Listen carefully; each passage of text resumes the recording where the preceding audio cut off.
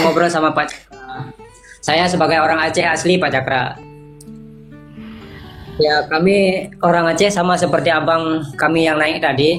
Kami orang Aceh, kalau tidak menyinggung nama daerah dan nomor satu nama agama seperti Bapak ngomong tadi Nabi Muhammad sesat, itu Pak, maaf dulu saya ngomong dulu Pak. Dimanapun keberadaan Bapak, Bapak nggak nyaman. Nah, jadi tolong Pak, tolong. Nah, ya Abi kita juga asli orang Aceh, walaupun sudah berbeda agama, saya yakin tidak mungkin Abi kita membenci nama Aceh, walaupun beda agama. Maaf punten Pak, saya minta maaf. Seperti Bapak ngomong tadi, lebih bagus Bapak minta maaf saja. Nah, minta maaf saja dan tidak berulang lagi membawa-bawa Aceh, apalagi membawa Nabi Muhammad. Seperti Bapak ngomong tadi. Saya Pak, sebagai orang Aceh, Pak Rame juga kawan-kawan saya. Dari kuliah dulu, non muslim di Medan, di Aceh non muslim juga rame, orang Medan baik-baik, tidak membahas agama-agama bahkan ras, apalagi Bapak tadi udah membawa Nabi Muhammad sesat, sudah membawa ras. Jadi ya begitu Pak sama saya Pak.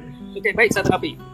Berarti Anda ini orang yang terdoktrin, bukan jadi orang baik-baik sebenarnya. Cuman Anda membawa bendera Islam sebagai topeng. Sebenarnya Anda bukan baik-baik, bukan orang baik-baik. Ini saya tunjukkan pada Anda. Anda telah menunjukkan sikap Anda sendiri, terbukti ternyata doktrin dan ajaran yang Anda anut tidak membawa Anda kepada orang baik-baik. Ini poin yang satu untuk Anda ketahui. Termasuk banyak orang Islam Aceh lainnya. Kalau ajaran Islam yang Anda anut membawa Anda ini kepada orang tidak baik-baik, inilah yang saya persoalkan. Ada apa dalam ajaran Islam itu sehingga Anda ini harus mengancam orang lain dalam membuat sebuah kajian? Nah, kenapa Anda ini kok bisa terpengaruh dengan ajaran yang Anda anut sehingga Anda melarang orang lain untuk berpikir? Pak Cakra gini, kebetulan waktu itu saya nonton Bapak live, ya. Terus saya nonton Bapak live, Bapak sedang berbicara juga dengan teman-teman dari ujung Sumatera. Tetapi saya melihat ada pertentangan dengan Bapak dengan mereka, sangat banyak sekali. Lalu saya record, saya kirim sama Bang Pendi, saya tanya, Abang kenal beliau ini tidak? Gitu kan. Oh saya tahu, tapi saya nggak kenal katanya. Saya tahu, saya sering lihat, tapi saya nggak kenal. Memang itu lebih parah dari saya. Dihina, dimaki-maki, dan lain-lain dia bilang. Itu lebih parah. Cuman dia berani melawan dengan caranya dia, karena dia tidak berada di Indonesia, dikatakan gitu. Nah, barusan tadi ini, Bang Pendi cerita sama saya. Dia bilang, Bapak itu, kami sudah ada konteks, sudah ada hubungan katanya kan. Karena memang selama di room kami ini Pak, banyak teman-teman dari ujung Sumatera itu yang selalu hadir di sini dan melakukan hal yang sama terhadap Bapak. Melakukan pembulian lah, mengatakan kita bui lah, AC lah, apalah semua. Nah, jadi saya lihat kenapa sih gitu teman-teman itu seperti itu. Saya tanya sama Bang Pendi, apa Bapak itu bukan orang Aceh asli? Aceh asli. Dia bilang dekat kampung saya, kata Bang Pendi. Setelah udah kenal katanya kan, saya baru tahu dia dekat kampung saya. Lalu kenapa? Karena dia banyak bertentangan dengan prinsip-prinsip yang orang-orang Aceh katakan gitu ya. Lalu tentang pendidikan gitu, kalau nggak salah kayak gitu yang pernah kami bicarakan. Jadi Bapak juga saya dengar iya banyak yang Bapak protes tentang daerah sana itu, ya, daerah Nun Jauh di sana itu Bapak protes untuk kemajuan mereka sebenarnya, cuman mereka tidak mau terima dan saya lihat Bapak malah habis dimaki-maki dan Bapak habis ditentang sama mereka. Saya nggak tahu kenapa. Apa sih pendapat Bapak sebenarnya mengenai itu, Pak? Kenapa sih Bapak agak keras sama mereka? Itu yang saya jadi heran, gitu, Pak. Silakan, Pak. Ya, baik. Terima kasih. Sebenarnya bukan keras, cuman klarifikasi. Jadi klarifikasi itu ada beberapa susunan kata-kata atau susunan kalimat dan pernyataan.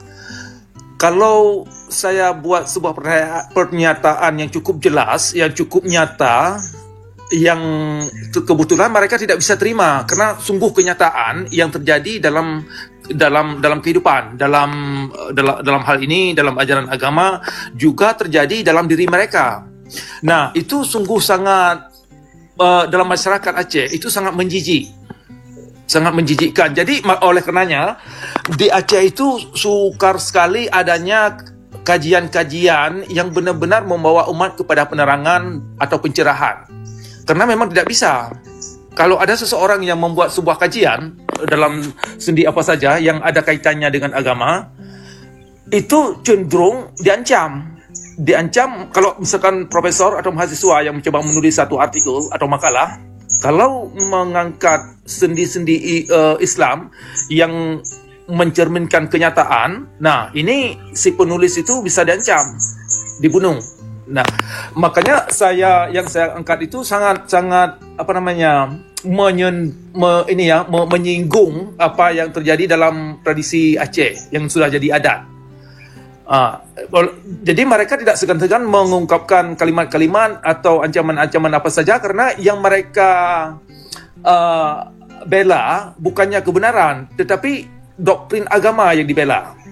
Walaupun mereka tahu bahwa doktrin agama yang dianut itu sungguh keliru, dan kalau kita pakai bahasa yang sederhana, sungguh menyesatkan. Nah, itu yang terjadi di Aceh, sehingga anak-anak muda terutama, termasuk mereka-mereka yang sudah mendapat pendidikan tinggi, misalkan yang sudah sarjana, malah yang sudah mendapat profesor, mereka tidak segan-segan mengecap seseorang itu murtad atau murtadin dan keluar dari Islam, dan juga nanti ada ancaman-ancaman, misalkan kamu bisa kena hukuman penistaan agama dan dibunuh. Nah, itu sudah jadi bagian daripada kehidupan masyarakat Aceh dalam beragama. Itu yang sungguh disedihkan. Pada saat yang sama, mereka sekarang ini apalagi sudah ada syariat Islam, yang mereka junjung adalah syariat Islam yang sudah ada, yang sudah berjalan sekarang beberapa tahun ini. Jadi kalau kita perlihatkan kepada mereka unsur-unsur yang ada dalam syariat itu, kan ada kaitannya dengan kitab fikih, kitab hadis. Nah, di dalam kitab fikih dan kitab hadis itu menunjukkan karakter. Kalau ada elemen-elemen dalam ajaran agama yang membuat masyarakat itu keras, yang membuat masyarakat itu tidak mau menerima kenyataan, ini menjadi sebuah gangguan bagi mereka. Tetapi mereka tahu bahwa yang kita katakan itu adalah ajaran yang mereka miliki, ada dalam kitab hadis atau kitab fikih. Tetapi mereka tidak mau kita tunjukkan yang kita baca itu, yang kita angkat ke permukaan. Pada saat yang sama mereka menggunakan ajaran itu kepada orang lain, sehingga masyarakat seluruhnya itu mengadaptasi, menerima ajaran yang mereka anut. Nah, jadi ada Assalamualaikum. Waalaikumsalam warahmatullahi. Pak, mohon izin. Jadi kalau begitu penyampaian Bapak, ya, wajar Bapak nggak disenangi di Aceh. Kalau begitu, bahasa Bapak, komunikasi Bapak, orang Aceh tidak seperti Bapak katakan.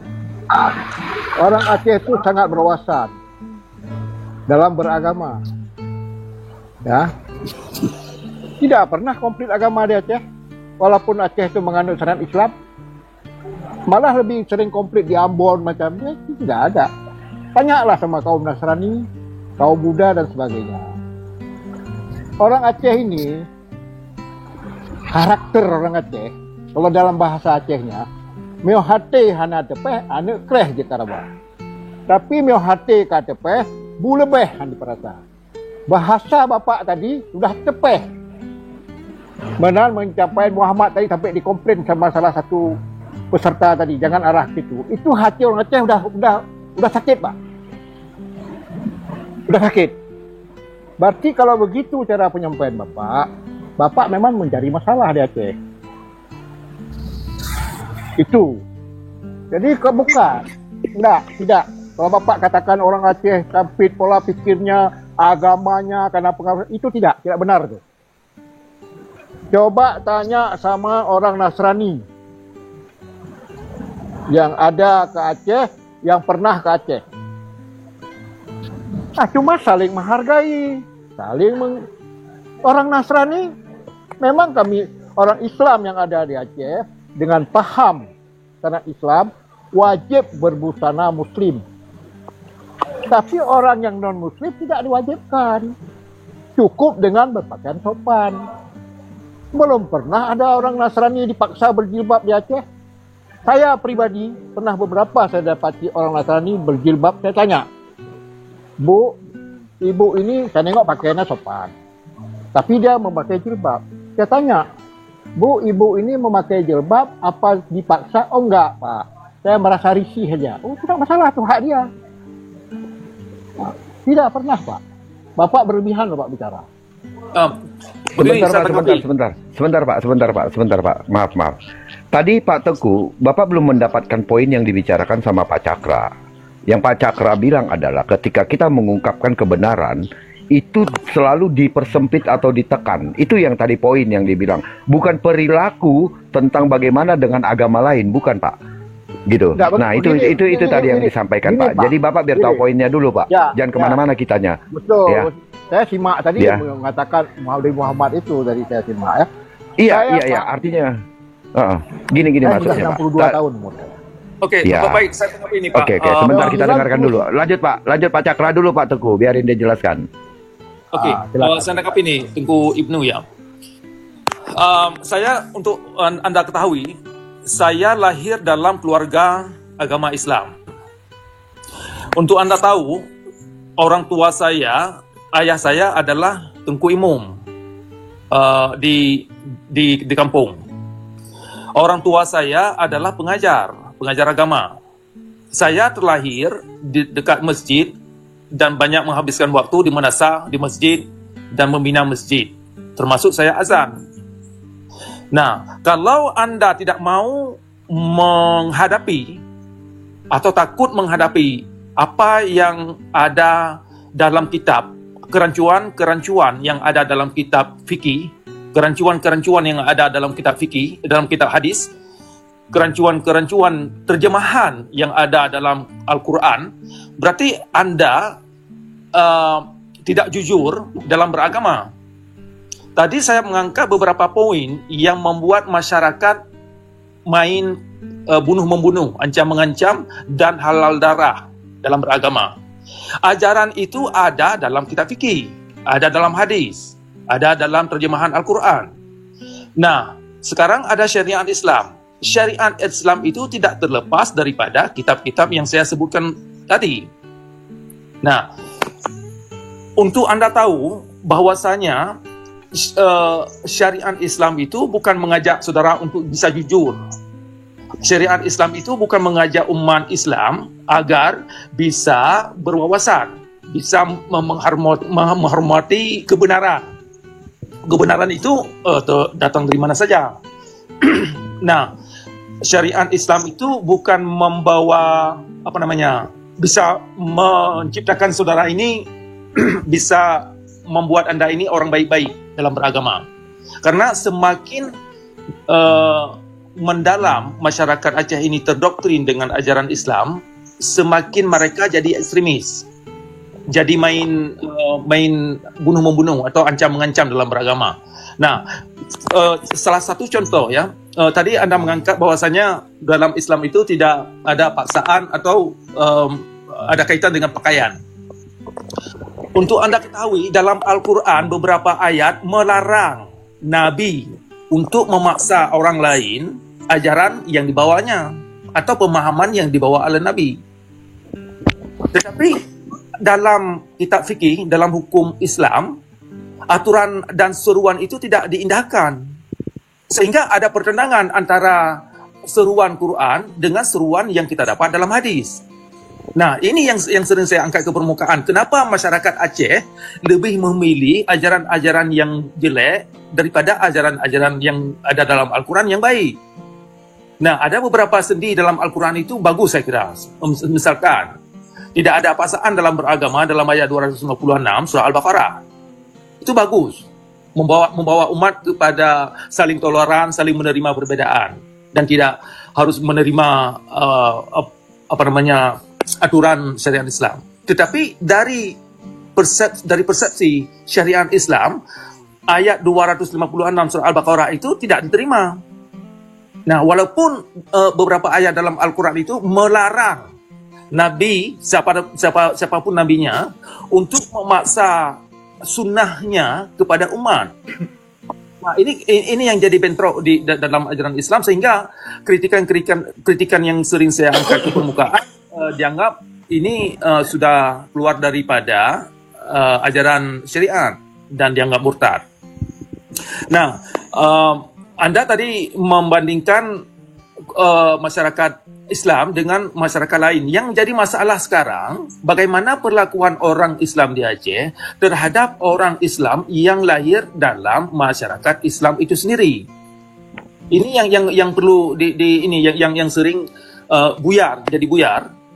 Yang jadi masalah, orang Islam yang lahir dalam komunitas Islam tidak aman dalam komunitas orang Islam itu sendiri.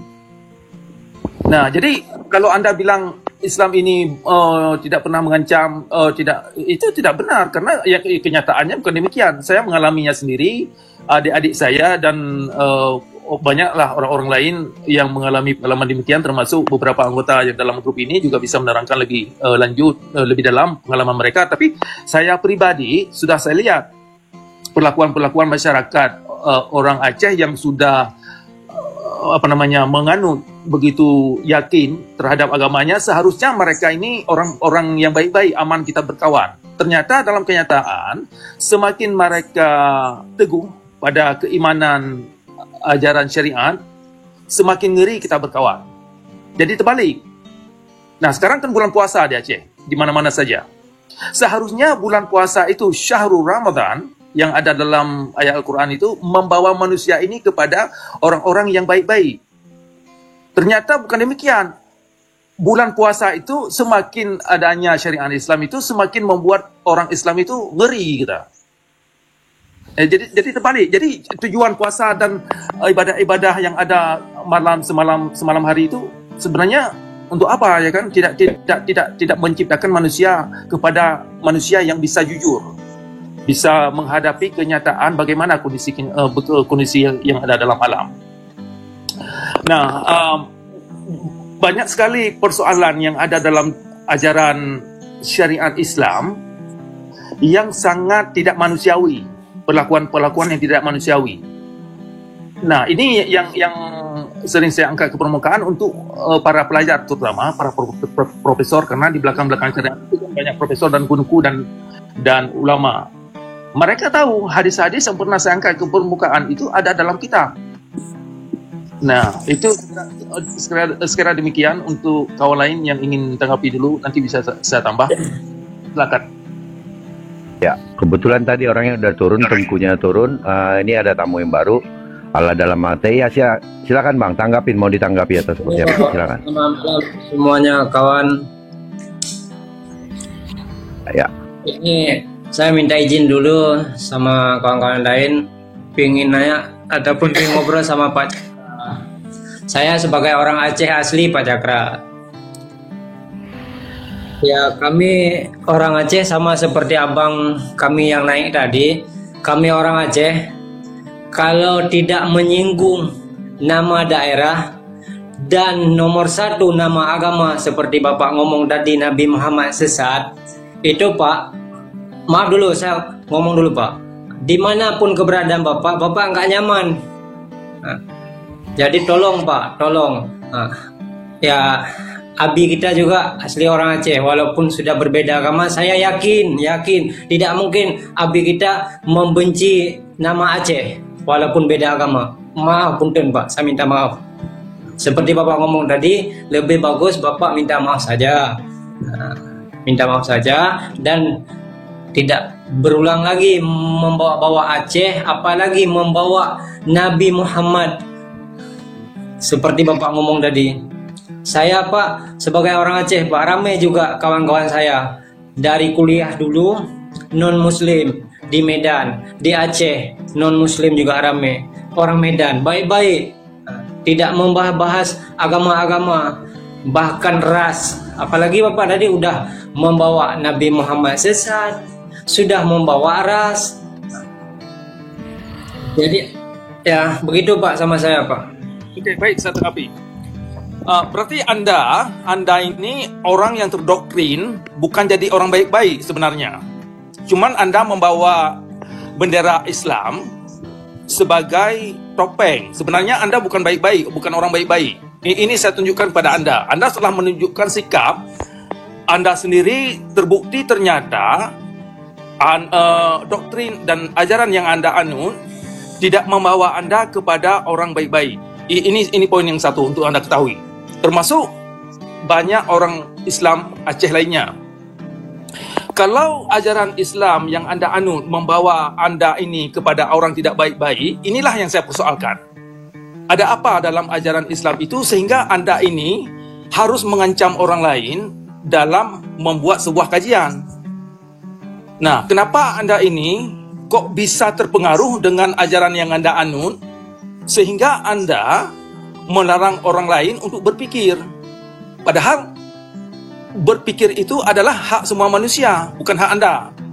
Kemudian perlu Anda ketahui, Allah dan Rasul yang ada dalam Islam itu atas kuasa siapa sebenarnya?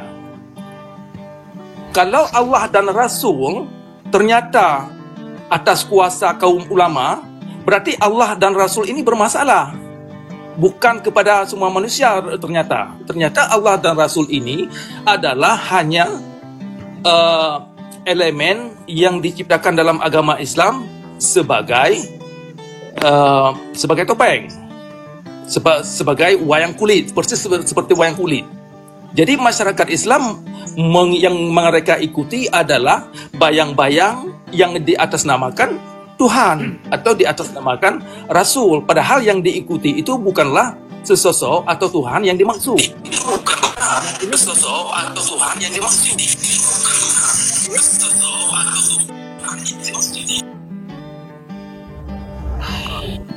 Jadi perlu Anda ketahui ini Bapak, dalam tadi ini yang banyak sekali orang Islam yang bersikap seperti Anda ini yang membuat agama Islam itu bukan agama yang rahmatan lil alamin.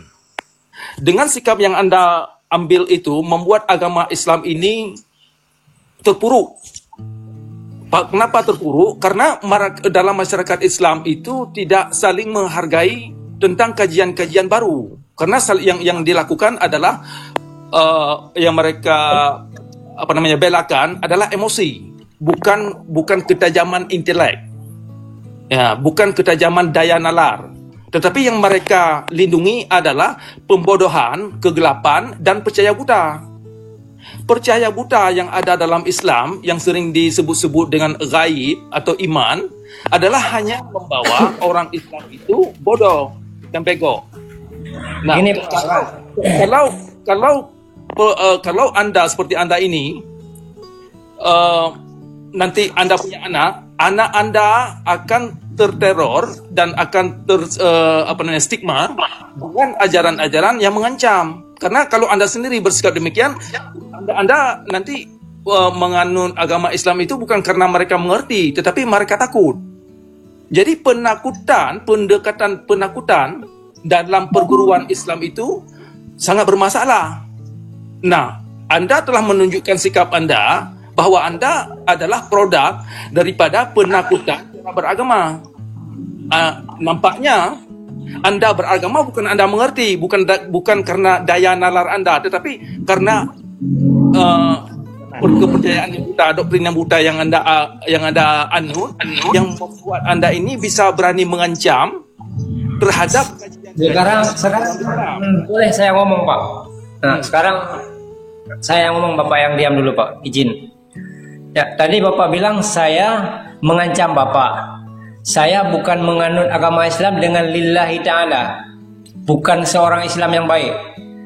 Itu ucapan saya tadi karena saya bilang sama Bapak. Karena Bapak ngomong untuk Nabi Muhammad. Jadi saya tidak boleh saya ngomong secara baik-baik sama Bapak, minta tolong, minta maaf sama kawan-kawan karena Bapak menghina Nabi saya, Pak. Lebih bagus Bapak menghina orang tua saya, orang tua kandung saya, daripada Bapak menghina Nabi Muhammad. Lebih bagus Bapak menghina orang tua saya daripada Bapak menghina Nabi Muhammad. Nah, itu Pak, kami orang Islam, Pak. Semua orang Islam. Itu Pak. Nah, bukan saya mengancam Bapak, bukan. Nah, saya minta tolong tadi. Dalam Islam itu kalau orang yang menghina Nabi disuruh minta maaf dulu. bukan disuruh ancam, bukan. Tadi juga saya kan ngomong baik-baik. Dari perkataan mana saya ngomong mengancam Bapak? Saya sebagai orang Islam, umat Nabi Muhammad, sekali lagi Bapak, saya tegaskan, lebih bagus Bapak menghina orang tua kandung saya daripada Bapak menghina Nabi Muhammad. Itu Pak, selaku saya orang Islam Pak. Maaf ini Pak, maaf. Begitulah Pak, saya. Oke, baik, saya tanggapi. Yang punya kuasa terhadap Nabi Muhammad yang Anda anut itu siapa sebenarnya? Nah, ini perlu Anda pikir. Tadi sudah saya pertanyakan, kalau Nabi Muhammad ini adalah sebagai Rasul atas nama manusia lain, maka semua manusia di atas muka bumi ini semuanya berhak mengkritik kalau ada ajaran-ajaran yang ada dalam Islam itu yang diatasnamakan Tuhan semesta alam. Nah, ini perlu Anda ketahui bahwasanya sikap yang Anda tunjukkan itu yang membuat agama Islam itu berbahaya. Karena sikap yang Anda tunjukkan itu umumnya dianut oleh masyarakat Aceh. Mengatasnamakan, oh jangan singgung-singgung Nabi kami. Padahal Nabi itu kan tadi saya sudah jelaskan, saya terlahir dalam agama Islam. Untuk Anda tahu, Anda sendiri lahir dalam agama Islam yang bukan keputusan Anda sendiri, tetapi keputusan orang tua. Jadi ketika kita kaji agama yang ada dari orang tua kita, ternyata terbukti ada permasalahan-permasalahan dalam kitab, dalam ajaran kitab itu yang membuat manusia itu jadi beringas, jadi berbahaya, maka ada kaitannya dengan ajaran itu sendiri. Nah, itu yang saya angkat. Nah, bahasa saudara itu saya sudah sering dengar. Jadi bukan bahasa baru bagi saya. Yang ujung-ujungnya mengancam. Yang ujung-ujungnya adalah mengkaitkan nanti, saya sudah peringatkan sipulan-sipulan. Kalau dia dibunuh ya biar rasain aja. Nah, sikap itu yang membuat agama Islam tidak relevan dalam masa modern sekarang.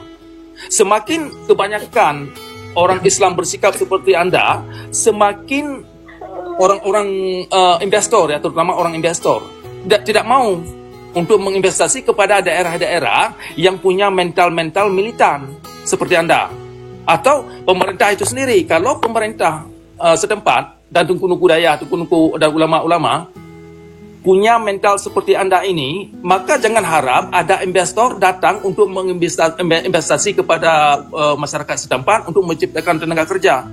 Jangan harap. Mereka sudah, umumnya masyarakat dunia sekarang sudah cukup pandai menilai, membaca tentang ajaran Islam. Jadi sikap yang saudara tunjukkan itu sungguh tidak mendidik dan perlu kita diskusi secara terbuka. Silakan. Buka mic. Safran buka mic. Ini Pak, bukan kita bahas masalah investor Pak. Ini yang kita bicarakan tadi masalah Nabi Pak. Nah, saya bukan mengancam Bapak, tapi saya akan membicarakan baik-baik sebelum nanti, karena kena Abi Effendi juga, karena dia orang Aceh. Kalau memang Bapak misalnya terus menghujat, bukan mengancam Pak, khusus sama Bapak Pak. Jumpa pun misalnya jumpa Bapak di depan aku, kalau Bapak ngomong tuh Nabi, ilmu apa Bapak pakai? Walaupun negara pun kalau misalnya ngomong tentang Nabi Muhammad yang jelek-jelek, saya Pak mempertaruhkan nyawa saya Pak. Kalau Nabi Pak nggak takut negara Pak. Kalau kayak Bapak bilang tadi, seperti Bapak bilang negara pun kayak gini kayak gitu. Kalau memang negara pun seperti Bapak bilang Nabi Muhammad, nyawa saya rela Pak. Saya sebagai orang Muslim Pak. Jangan buat negara Pak. Ini dan Bapak dengan saya bicarakan baik-baik tadi kok Bapak bilang saya ngancam Bapak. Oke, sudah. Itu Safran sudah ulang-ulang kata-kata itu ya. Harusnya Safran membantah apa yang beliau sampaikan. Oke, mungkin Panglima dulu, ke Panglima dulu. Halo Panglima, open mikrofonnya.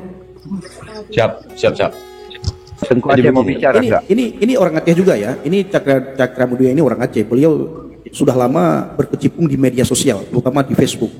Kajian-kajiannya itu sangat mengerikan, sangat kritik sekali kajiannya. Dan beberapa malam yang lalu saya bertanya sama beliau, apakah abang masih Islam atau sudah Kristen atau sudah menganut kepercayaan lain, beliau tidak menjawab mengenai kepercayaan, beliau hanya mengatakan, saya masih mencari-cari. Aduh, cakra mudanya ini beliau kena ini. Oke, Panglima, silakan Abang. Ya, siap. Jadi begini, statement yang cakradonya yang dikeluarkan itu dari kawan tadi itu bukan mengancam sebenarnya. Dia mengkolaborasikan pikiran kita ini kolaborasikan. Bagaimana meluruskan cara pembicaraan dari cakradonya ini, langsung memvoniskan tentang Nabi kita, Nabi saya ini. Cara berbicaranya itu gak salah. Memvonis seorang nabi yang dianut orang Islam. Kami berhak membela. Berhak kami membela. Bukan mengancam. Membela. Mengancam.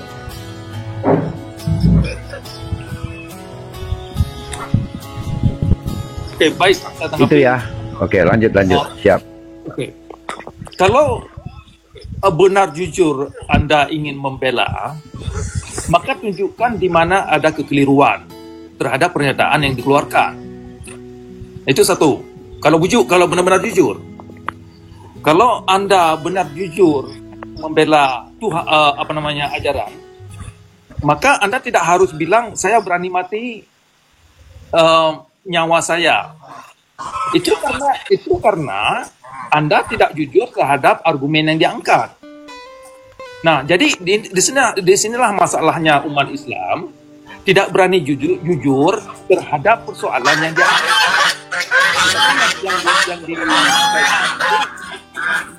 Kalau ada pernyataan yang diangkat itu bermasalah atau jadi perdebatan dalam satu analisa, seharusnya yang diangkat itu argumen yang lain untuk menjelaskan dan meluruskan satu kajian, bukan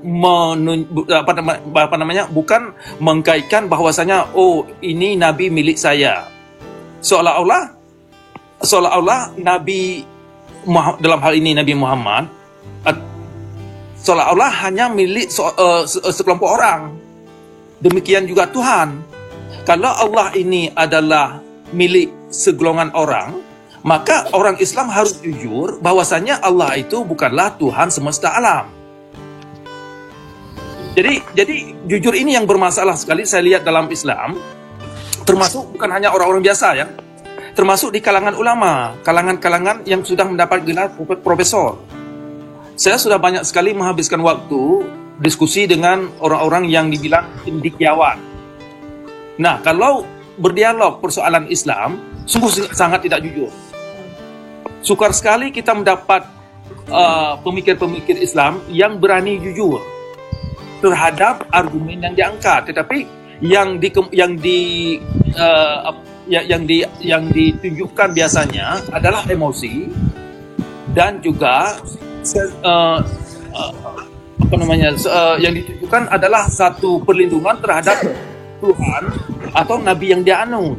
Oke. Siap. Dah, segitu aja. Ini dari argumen Bapak yang keluarkan itu saya udah tahu kemana arahnya. Kemana arah yang tujuannya untuk dibilang yang Bapak keluarkan itu. Jadi begini aja. Nabi Muhammad ini untuk semua umat. Itu titik poin.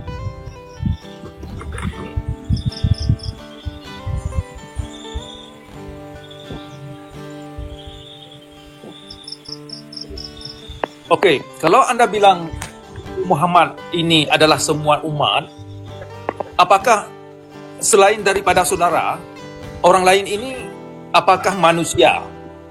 Orang yang di luar agama Islam, orang Yahudi, orang Kristen, orang Buddha dan semuanya, apakah termasuk manusia di bawah naungan Tuhan atau Allah?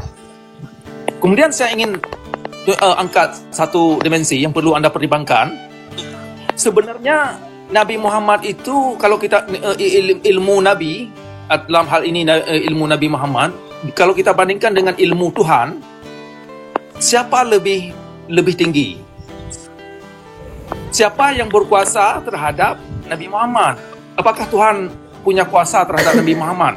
Kalau Tuhan, dalam hal ini Allah, tidak punya andil terhadap ajaran Nabi Muhammad, berarti Tuhan itu tidak punya kuasa apa-apa. Kan gitu. Kalau ilmu Nabi Muhammad tidak sebanding atau jauh lebih sedikit ketimbang ilmu Tuhan, kenapa permasalahan yang ada dalam Islam itu tidak diserahkan kepada Tuhan? Tetapi ternyata dalam realitas yang agung-agungkan masyarakat Islam adalah ajaran Nabi Muhammad, bukan ajaran Tuhan, bukan ajaran-ajaran yang universal, bukan ajaran-ajaran kebenaran. Nah, ini yang jadi masalah antara ilmu Nabi dengan ilmu Tuhan. Ternyata dalam Islam, ilmu Nabi Muhammad, dalam hal ini dalam kitab hadis yang kita dapat dalam kitab hadis dan kitab fikih, dianggap lebih berkuasa daripada ilmu yang ada dalam alam. Nah, ini yang bermasalah. Jadi kalau orang Islam ini harus berani jujur, apakah benar bahwa ilmu Nabi Muhammad ini jauh lebih tinggi daripada ilmu Tuhan? Kalau benar ilmu Nabi Muhammad lebih tinggi daripada ilmu Tuhan, nah berarti yang dipertuhankan bukan Tuhan sebenarnya, Nabi Muhammad. Jadi ada harus diperjelas lagi Pak Cakra. Antara ilmu Nabi Muhammad yang mana, ilmu Allah itu yang mana? Itu Pak Cakra, pemaham Pak Cakra itu nggak masuk. Iya, Pak Cakra ini punya pemikiran masuk, beda yang Pak Bapak ajarin. Ini gini, coba bantah. Coba abang bantah ya. Kita di sini tidak mencaci maki ya. Saya tidak tahu Pak Cakra ini Islam apa bukan. Benar. Saya sudah bertanya sama beliau sekali lagi, apa agama abang? Abang beliau saya masih mencari kebenaran. Beliau orang Aceh, orang Birun, tetapi beliau sangat kritis sekali di dalam bermedsos ya, terutama sekali dalam hal iman itu beliau sangat kritik sekali, sangat kritis. Iya, saya juga orang Birun. Ya. Saya orang Matang. Oke, Bang Panglima. Oke, silakan Bang Faisal, mungkin Bang Faisal atau siapa yang mau berdiskusi sama beliau silakan. Oke, siapa kira-kira? Karena banyak sekali sebentar, orang yang mau dari tadi Tengku Aceh. Ya, banyak sekali orang yang mau diskusi sama beliau itu sangat banyak sekali. Sangat. Ya, sangat banyak orang yang mau diskusi sama beliau. Jadi malam ini saya undang beliau untuk hadir kemari. Nah, silakan. Saya silakan Pak Tengku Aceh dulu ya. Dari tadi soalnya udah lama dia open mic. Silakan Tengku.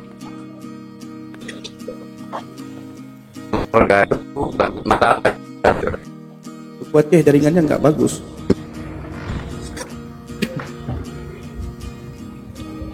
Berdetil argumen ji. Nah penmenang talu. Betul. Argumen. Betul. Jadi Panglima, nak sinkron pembicaraan kolaborasi pemikiran. Bang Panglima, abang nuduri kok nyan kan? Kalian. Turi. Oke. Baik. Sebentar Bang Cakra, abang sebentar Bang. Tengku Aceh, jaringan Tengku Aceh nggak bagus ya Bang Nabirong ya? Jaringan Tengku Aceh. Coba cek dulu Tengku Aceh. Gimana? Jaringannya kurang bagus. Lagi di kampung kah? Ya kayaknya lagi di kampung nih. Mungkin Tengku bisa geser sebentar ke kiri atau ke Iya, geser dulu Tengku. Nanti kalau sinyalnya udah bagus, nanti saya kasih Tengku waktu ya. Tengku ya. Oke. Bang Bendi, maaf ya. Bang. Ini kapan bisa dibuka lagi Komal ini diundang? Saya baru lewat ini. Saya dengar tadi kan argumen-argumen ini. Kapan dibuka lagi? Akan saya naik dan saya kasih keadilan yang betul-betul real tentang Nabi Muhammad. Oke, Bang. Berikan aku 2 hari. Oke, siap. Nanti ataupun 1 hari besok. Oke, Bang Panglima, kita berteman dulu. Siap. Nanti saya DM Abang ya. Kapan saya nanti hubungi Bang Cakra, kapan beliau ada waktu, apakah besok atau malah besok, kita bisa buka lagi. Kita bisa undang beliau. Mungkin Bang Panglima nggak ada waktu malam ini ya. Enggak, ya betul. Gini yang saya ingin ingin bicarakan sedikit, sampaikan. Kalau Bang Cakradonya mungkin pernah dikaji dengan di dalam Al-Quran ada surat Muhammad.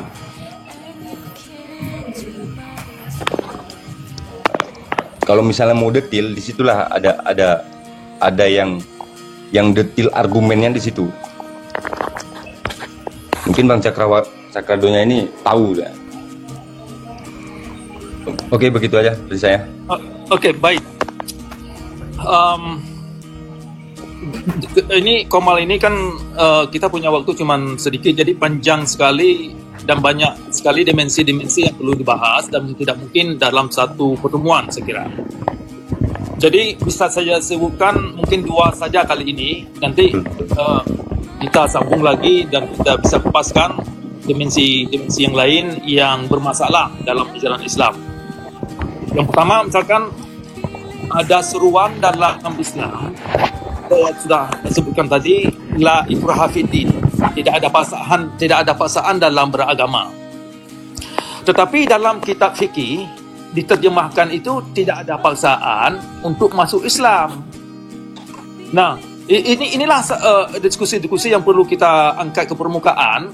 Kalau orang Islam tidak berani terbuka dan tidak berani toleransi dan jujur, maka Islam itu sendiri membawa orang Islam kepada orang-orang yang tidak berani jujur. Kalau Anda tidak berani jujur, maka tidak ada kebenaran yang Anda cari. Ini penting ini. Jujur gimana maksudnya? Nggak paham. Karena jujur ini adalah bagian daripada pendidikan.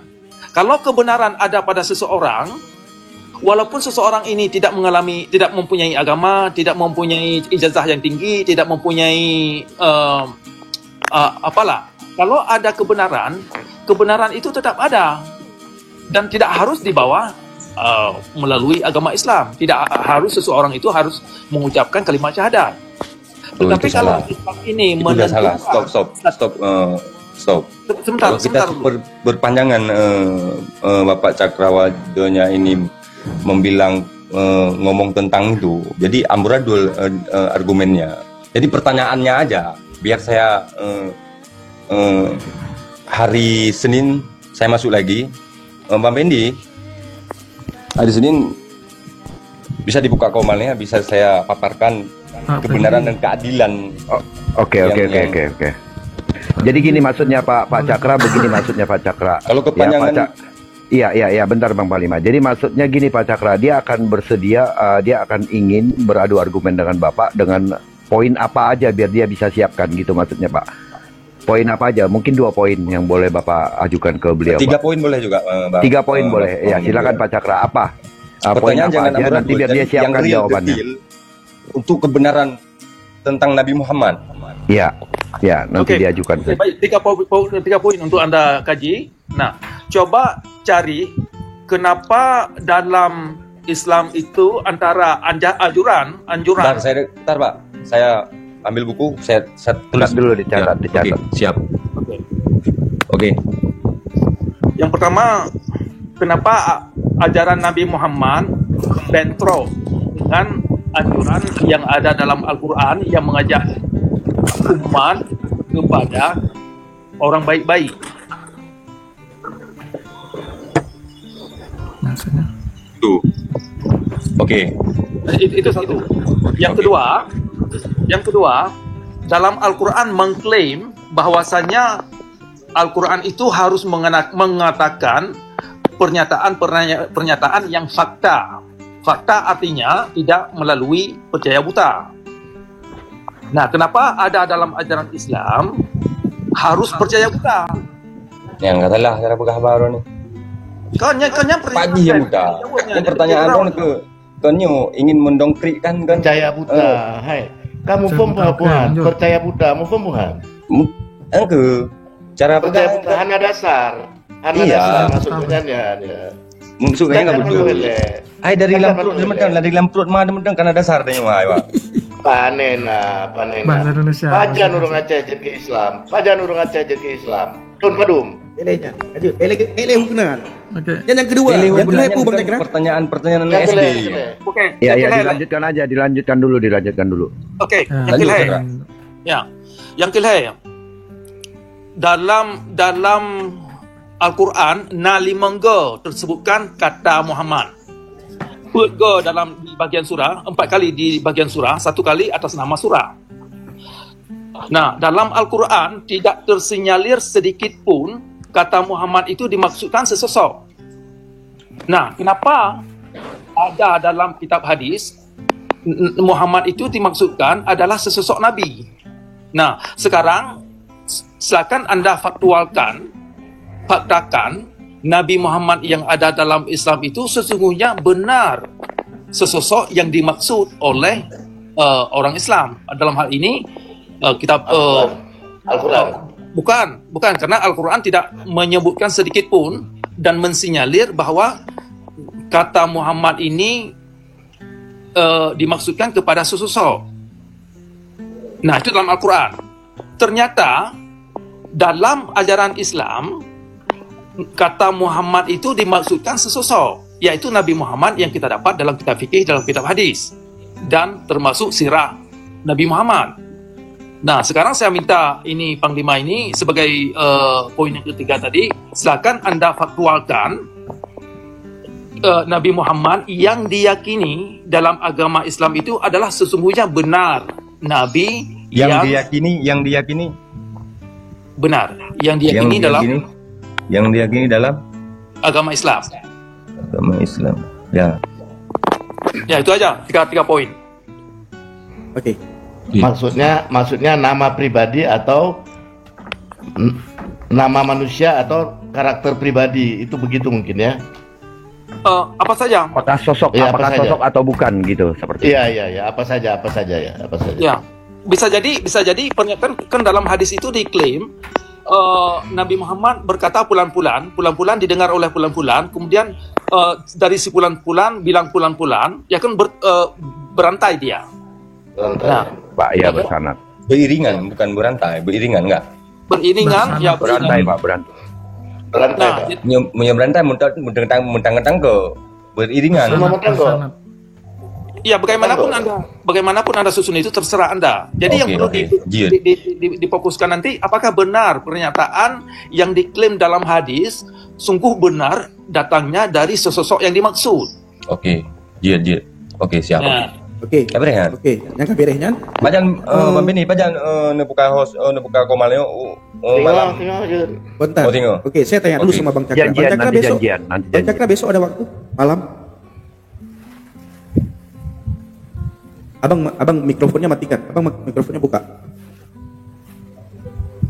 Oke. Besok jam berapa ya? Jam 8, jam setengah 8. Bentar dulu, Panglima. Abang najak tarawih tengok. Tarawih. Lun paling wate malam, Bang. Yang tu, kan malam kita tarawih. Ya kalau jam 8 kan Abang masih sholat tarawih. Jam berapa Abang bisa? Jam 12, Bang. Aduh, jam 12. Wah, lamaan Bang, jam 12. Orang minggu. Kalau menyelur orang minggu, poro malam yang nawate, Bang. Oh. Karena posisi lu semuanya. Oh. Rolanyan gimana rolanya? Oh, rolanyan, Bang? Jir, Senin. Selasa jir, rame jir. Bang Cakra. Senin ya. Bang Cakra hari Senin. Selasa. Bang Panglima, jam berapa hari Senin? Gimana, Bang? Urus Senin jam berapa? Jam 10 lah, jam 10. Menyurusin kapan pun bisa, Bang. Oke, Bang Cakra, Abang jam 10 malam ada waktu? Hari Senin? Hari Senin di Indonesia ya, berarti boleh jam 10 malam ya? Ya. Oke. Nanti saya telepon Abang. Oke.